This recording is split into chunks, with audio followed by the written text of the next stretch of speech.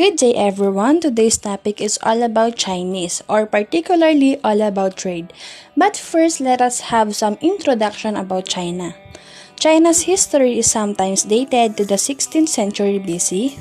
However, in terms of physical evidence, tortoise shells from the Shang dynasty with carvings that resemble ancient Chinese lettering have been carbon dated to around 1500 BC. This suggests that Chinese civilization began with unconnected city-state forms of settlements in the Yellow River Valley.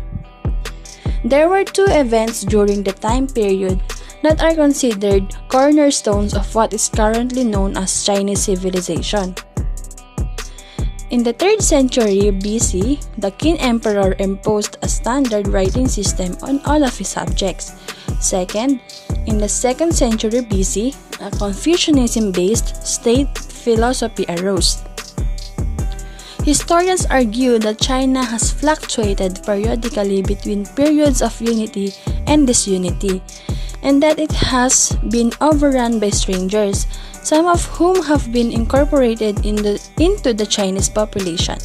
Despite China's claim to having one of the world's longest recorded cultural histories, Chinapedia classifies it in only 5 parts.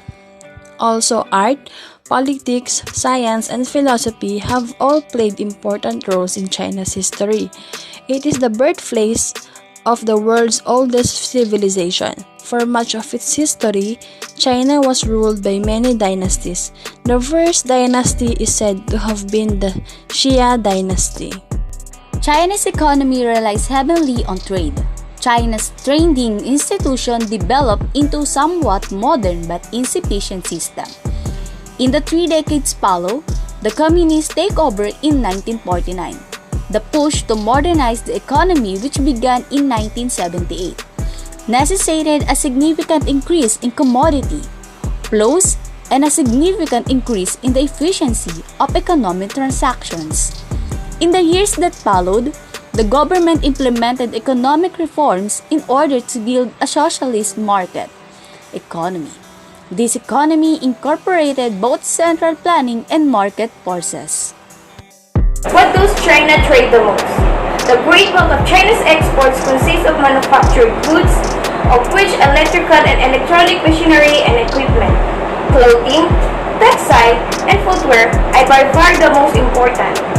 Agricultural products, chemicals, and fuels are also significant exports.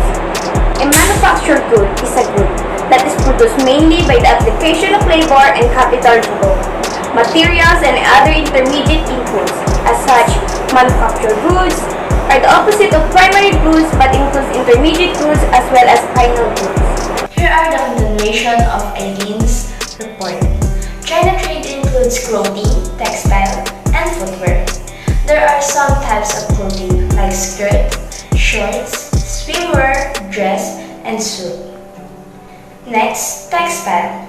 Textile or texture type. Some examples are silk, cotton, wool, and jute. And lastly, footwear. Footwear examples are boots, sandals, sneakers, and many more.